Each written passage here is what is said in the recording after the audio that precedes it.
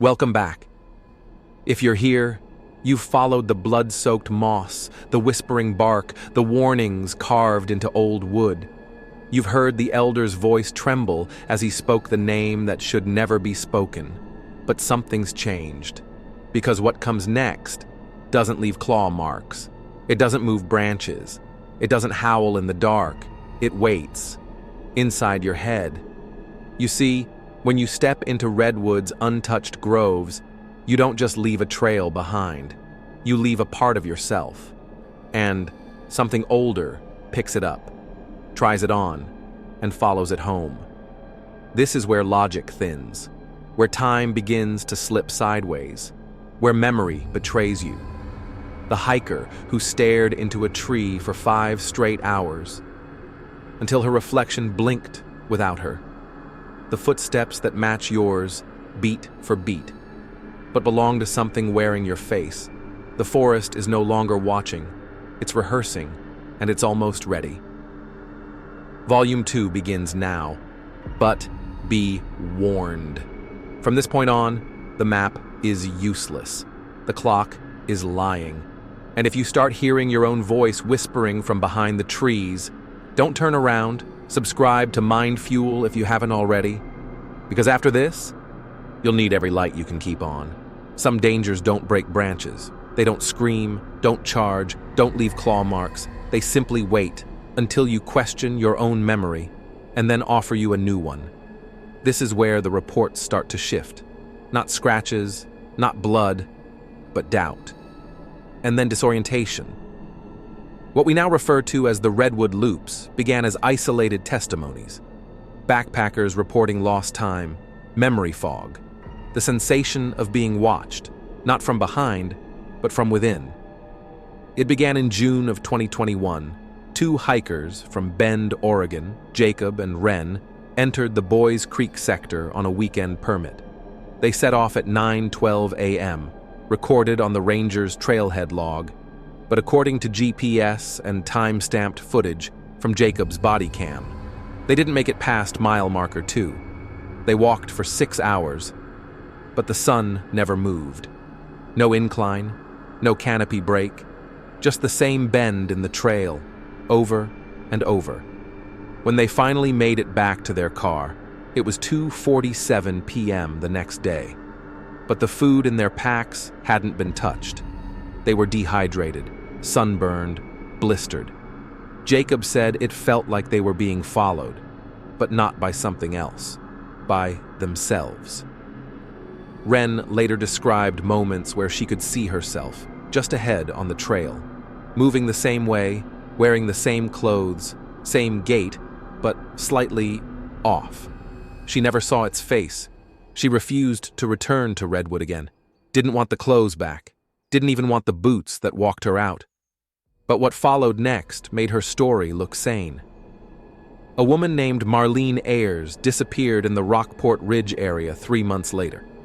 Solo hiker, known to be meticulous with planning, left a detailed itinerary, filed her route, checked in by satellite phone at 9:03 a.m. Clear skies, incredible light, trail feels quiet. That was the last anyone heard from her. Rescue crews were deployed within 48 hours. They found nothing. No blood, no drag marks, no broken gear. But they did find her camera, carefully packed in its padded case, tucked at the base of a giant redwood. No weather damage, battery still half full, card intact. There were 7 hours of footage, mostly static. But what was strange was that it wasn't pointed at a trail, or a campsite, or wildlife. It was pointed at a tree. Just one. For 7 hours. At first, the footage is unremarkable. Bark, leaves, wind. Then, minute by minute, something shifts. The image begins to flicker. Not the camera. The tree. Like the lines in the bark don't want to hold still. Like they're breathing wrong. Then, at the 4-hour, 16-minute mark, a reflection appears in the corner, in a water droplet on a nearby fern. Her face, looking back. But the problem is, she doesn't move. The camera rocks slightly, wind, or her hand. But the reflection moves the other way. It tilts opposite, then disappears. Frame by frame analysis shows the reflection smiling, but in the footage, she never does. Investigators dismissed it as lens refraction. But the elder we showed it to said one thing before leaving the room. Sometimes the forest makes a second you, so you don't know which one gets to leave. And that's where this chapter ends.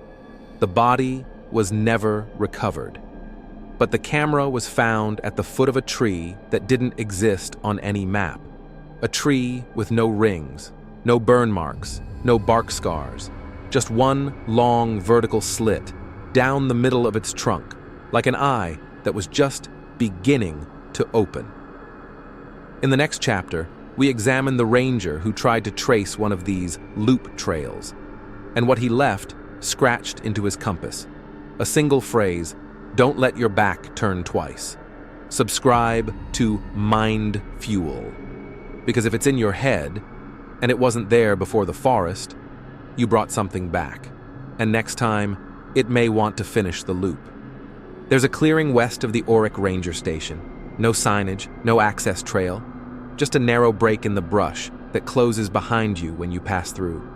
Locals call it the graveyard, but you won't find any headstones. Only stumps, dozens of them, laid out in deliberate rings, perfectly spaced. Their bark rotted soft, their centers hollowed. Not by tools, by time and something else. You'll never find this on any park map. That's by design. The area was once an early 20th century logging site, briefly. A company called Iron Wheel Timber began work there in 1906. Their records are thin, but one document survives. A memo requesting emergency extraction due to unworkable terrain and human endangerment. Within 5 months, the site was shut down. Not because of environmental protest, not because of erosion, because loggers started disappearing. Their boots were found inside hollow stumps, but not their bodies. Chainsaws left running. Gear untouched. No signs of struggle, no witnesses, just the same detail again and again. The stumps were warm to the touch. In 1951, the government sealed the area. They gave it an ecological designation, declared it fragile habitat, put up fences no one was meant to see, but fences rot, and locals remember. One, a man named Carter Loon, Wyatt tribe, took us there under one condition. You don't take anything out. And if you hear the ringing, you don't follow it. We arrived just after dusk. There was no trail, only instinct.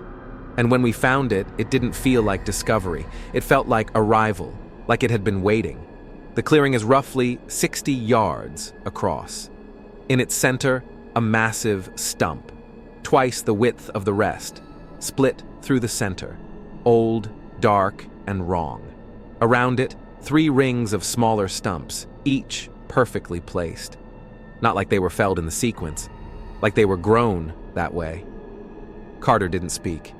He walked slowly, nodding toward the outermost ring. This one's from the 1906 crew. 13 men, no graves, no funerals. This one, he pointed to the middle ring. That's the tourists. The ones they never put on the news. And the innermost, he trailed off, staring at the largest stump. We don't know who those are yet. When asked why the stumps were arranged in circles, Carter shook his head. Because circles don't let things leave. That's how you hold something down. That's how you keep it asleep. But it gets worse. Because when night falls, the stumps change. We stayed with infrared cameras and no artificial light. And at 9:16 p.m., just like Carter warned, it started. A faint glow from beneath. Not firelight, not bioluminescence. It was cold light, blue-white, like a television left on in a dark room. And it came from inside the stumps. The glow didn't flicker. It pulsed, in rhythm, like something buried below was breathing through the earth. Inhale, hold, exhale. The logs themselves were dead, but something beneath them was not. Then came the sound, a low vibration, not heard, but felt, in the chest, in the spine, like your own bones wanted to echo it. Carter turned to leave, fast. "This place isn't abandoned," he whispered. "It's claimed, and every ring means something it liked didn't get out." We left. We didn't film more, not then. But later, in analyzing the footage, we noticed something else. Each stump had a single carved line across its top, faint, almost hidden by rot. When outlined and mapped, they formed coordinates, each one traced to a known disappearance. And the center stump, the oldest, widest, deepest, its coordinates led nowhere. No name, no path, just dense black on every map. But when we showed the symbol carved into it to the elder, he paused and said only, "That's where the first offering was made, before we learned it wasn't enough." The stump graveyard isn't just a logging site. It's a ledger, a record of what the forest keeps, and maybe of what it's promised to return for. In the next chapter, we examine the compass that lied. A ranger marked every turn, but his trail curved back on itself in ways no terrain allows. He drew a circle and disappeared inside it. Subscribe to MindFuel. This is no longer a question of whether something is out there. The question now is, how many ways can the forest lie to you? And still keep your footsteps moving forward. The redwoods stretch high above any man's reach. But this chapter doesn't begin on the forest floor. It begins in orbit. 6 months ago, a researcher with NASA's Forest Biomass Analysis Division began noticing pattern shifts in satellite imagery over Northern California. These weren't patterns of tree growth, burn scars, or seasonal variation. They were something else. Shadows, broad ones, always centered around the same location, a dense quadrant between Tall Trees Grove and the unmarked reserve land near Lost Man Creek. No trails, no campsites, no fly zones. But every 179 days, just shy of 6 months, a shape appears. It isn't constant. It's not always visible to the human eye. But through near-infrared thermal composite, it becomes clear. A mass the size of a football field, elongated, curved, its center sharpens, edges darken. What forms is unmistakable, an eye, looking straight up, not a clearing, not fire or fungal bloom, but a deliberate formation, as if the trees had been arranged, bent, or thinned to resemble the unmistakable symbol of sight. When the researcher brought it to their supervisor, they were told to drop the inquiry. The imagery was flagged under a locked file labeled Project Oversight. He asked what it meant. They said it was old Cold War terminology, remote monitoring, nothing more. But that's not what he found, because deeper in the internal archives, beneath decades of classified forestry reports and redacted field logs, one detail remained untouched. A fragment from a 1972 memorandum sourced from the Department of Interior. The eye formation correlates with the highest concentration of disappearances and compass failures. It may not be a symbol. It may be an aperture. That word, aperture, not just a window, not just an opening, but something that can close or open wider. The anomaly itself is not visible on the ground. We tried.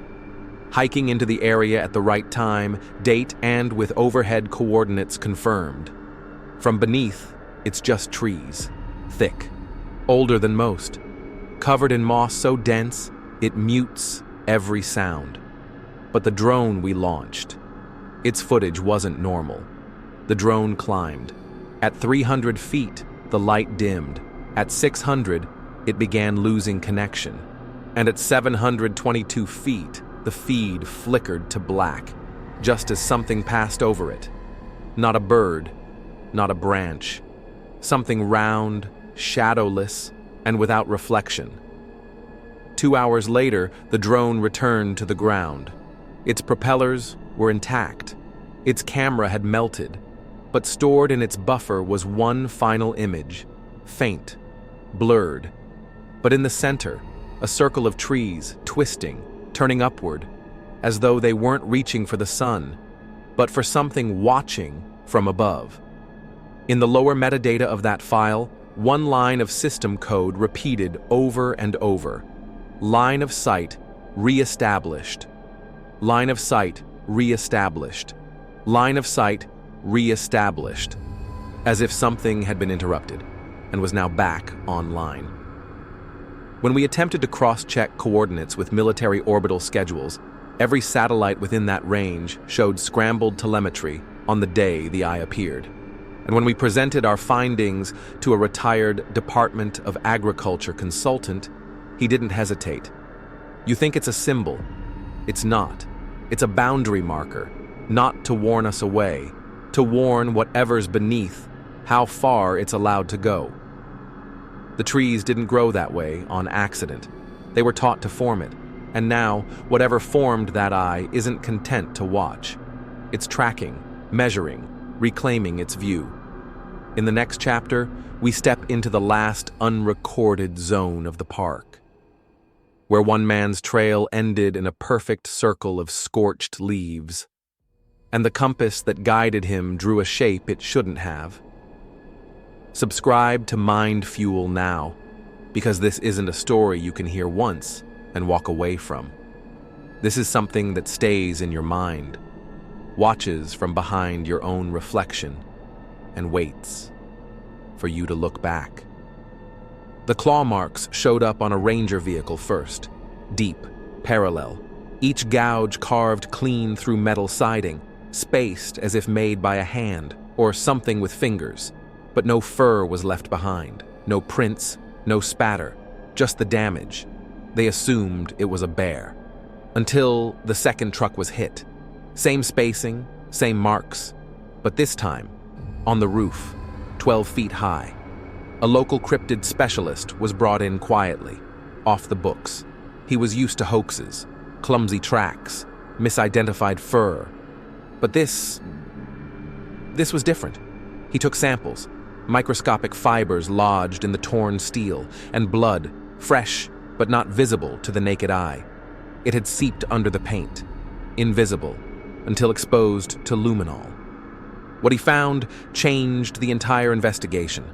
The DNA came back, fragmented, not malformed, not degraded, intentional variation. It shared traits with mammalian predators, bear, cougar, and human markers, but none of it matched any known species.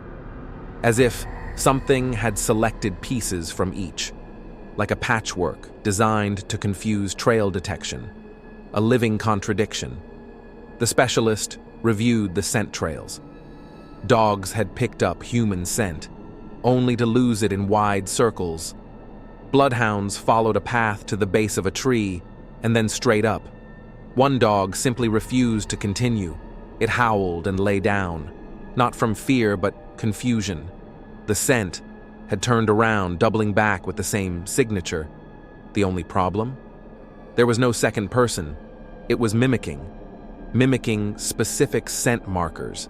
It had the blood type of a missing hiker, O negative, rare, and it used that scent to bait a rescue party. The team's tracker followed it for 2 miles, then stopped cold when he heard his own voice calling for help from deep inside the trees. When he turned, he found the print again. Only this time, it was his own boot, pressed backward into the mud, still warm. It was copying him. That's when the cryptid specialist submitted a private theory. Not to the park, not to the state, but to a retired researcher who once worked in the Olympic Peninsula on similar unexplained trail deaths. And the message was chilling. This is no apex predator. It's not surviving. It's adapting, learning names, recognizing patterns, targeting the ones who look for it. It doesn't just stalk the weak. It remembers who threatened its silence, who disrespected the offerings, who ignored the signs. It collects blood types, voices, footsteps. A park visitor reported hearing her friend's laughter, after the friend had already gone missing 3 days before. It wasn't a hallucination. She had recorded it, and when slowed down, the laugh echoed back twice. 2 versions, one real, one perfect. Whatever this thing is, it's not part of any natural order. It's not seeking balance or territory. It's running a long-term experiment in deception. One it's getting better at. Faster, smarter, hungrier. And the DNA evidence? Every sample has a shared genetic feature. Something untraceable, but consistent. A marker that didn't evolve. It was embedded.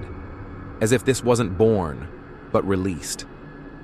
In the next chapter, we follow a team that disappeared mid-broadcast, after their satellite phone repeated one word over and over.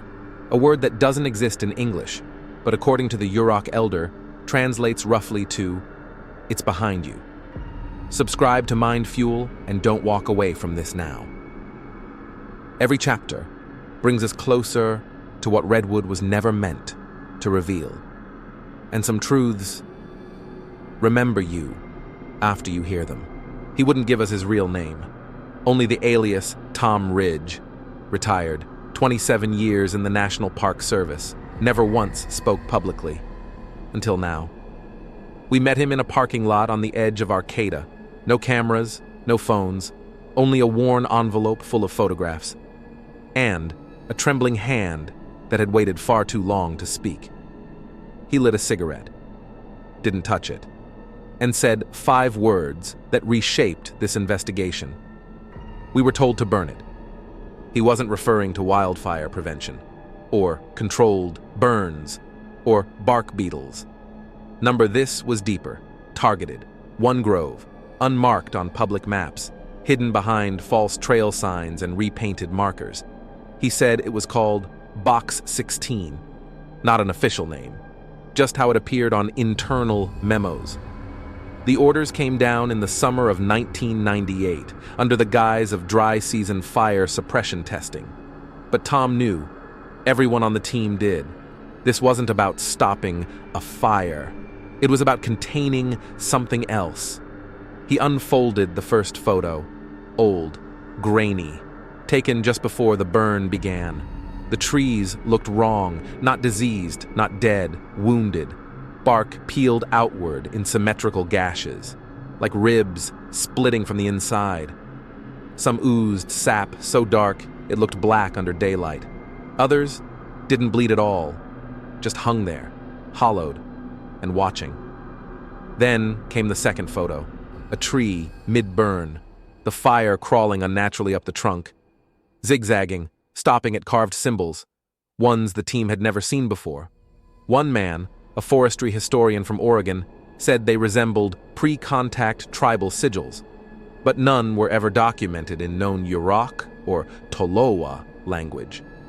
The third photo was taken by accident. A ranger snapped it while retreating from a sudden flare-up. It wasn't the flames that stood out. It was the face in the smoke, mouth open, too long, no features, just the suggestion of absence where a person should be, but stretched, dragged, like something wearing grief. Tom never returned to that grove. 2 weeks later, all fire records from the operation were reclassified. His partner, who had questioned the burn, took early retirement. The day he left, he told Tom something that stuck in his throat for decades. The trees didn't die, Tom. They just went quiet. In his final words to us, Tom Ridge stared past the windshield and said, "Whatever we burned, it wasn't flammable." He handed us one last photo, a close-up of a charred stump.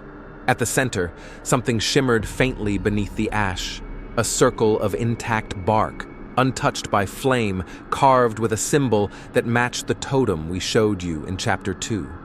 The same totem that vanished the hiker. The same one now sealed in evidence by the State Parks Unit. They tried to burn it, and it watched them do it. And when you look into that photo, zoom close enough, the bark isn't just intact, it's wet, fresh, alive. Subscribe to MindFuel. Because in chapter 13, we found something beneath that stump, something moving. And it wasn't alone.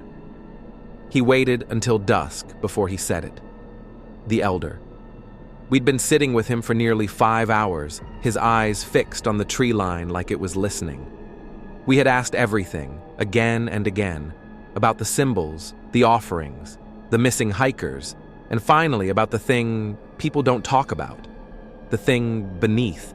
And then, with the quiet weight of someone speaking over a buried grave, he said its name, Tachokna. He didn't translate it at first, didn't look at us, just whispered, "We were warned never to speak it, because it listens for its name." The syllables came from a place deeper than memory, not just passed down, but carried, like a curse sewn into the bloodline. He said it once, only once, Tachokna, and the wind changed direction. According to the elder, it was never a creature in the way we understand, not a god, not a ghost, and certainly not something that ever lived or died. It was sealed, not slain, not beneath the forest, but within it. It doesn't sleep, it waits. The stories his people used to share, quietly around fires long gone cold, describe something that learned from us, not what we did, what we felt, what we feared. It fed, not on flesh, but on memory. That's why the missing leave behind no blood, no trace, because what Tachokna takes, it unravels your past, your face, your place in the world. It doesn't wear victims like trophies. It becomes them, but imperfectly. The elder said, if you ever see a loved one deep in the woods, smiling at you with no reason to smile, run, because it doesn't blink, it doesn't breathe. And when it smiles, the skin cracks at the edges of the mouth, like bark under strain, like it's forcing the memory to stretch farther than it was meant to go. One story haunts him still, from his grandfather's generation, a hunter who returned after vanishing for 8 days. He was welcomed back, federal, questioned, but never blinked. On the 9th night, he stood in the center of the village, his arms spread wide, like reaching for something above, and whispered every name of every elder, even those long dead, in perfect order. Names the real man had never learned. Then he smiled, too wide, and began walking back toward the forest, backward. When they finally checked his home, they found the real hunter's clothing still folded on the bed, still warm, still carrying his scent, but no body, just a thin trail of bark fragments leading into the ground. Tachokna remembers all who come into its woods. It stores them, rebuilds them, and when it wears them, it's always the smile that gives it away. The elder paused. He looked up at us and said, "It knows you now, and it doesn't forget." Subscribe to MindFuel, because in the next chapter, we finally find what's beneath the seal, and what it's done to those who tried to bury it. And if you've made it this far, you should ask yourself one thing. Was it really you watching the whole time? Weeks after the last interview, after we had reviewed every photo, every recording, after the name Tachokna had already passed from our lips too many times, the shutdown began. It started with a quiet memo. Storm damage, unsafe conditions, temporary trail closures. No storm had passed, no winds strong enough to bring down the giants, and yet entire sections of Redwood National Park were suddenly off limits. Satellite imagery blurred, drone paths blocked, signs removed, replaced.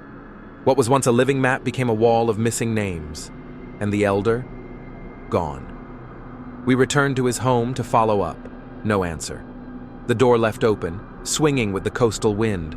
Inside, no sign of a struggle, no dishes in the sink, no packed bag, just absence, the kind that leaves behind a silence too thick to ignore. And outside, resting perfectly upright at the edge of the forest line, his walking stick, not fallen, not discarded, planted like a marker, or a warning. We asked around. No one in the local registry remembers him living there. No family records, no tribe would speak his name. And the paper trail we followed? Gone. Just ashes and fog. They've closed the groves now, rewritten the maps. What can't be explained has been paved over in red tape and radio silence. But if you listen closely on certain nights, deep in the stillness, past the main trails, past where the signs end, you can still hear it. Low, throbbing, calling in a voice that doesn't speak language, but remembers it. They want us to forget, but redwoods live forever, and so does what was buried beneath them. We're not done here. Subscribe to MindFuel and stay with us for what's next.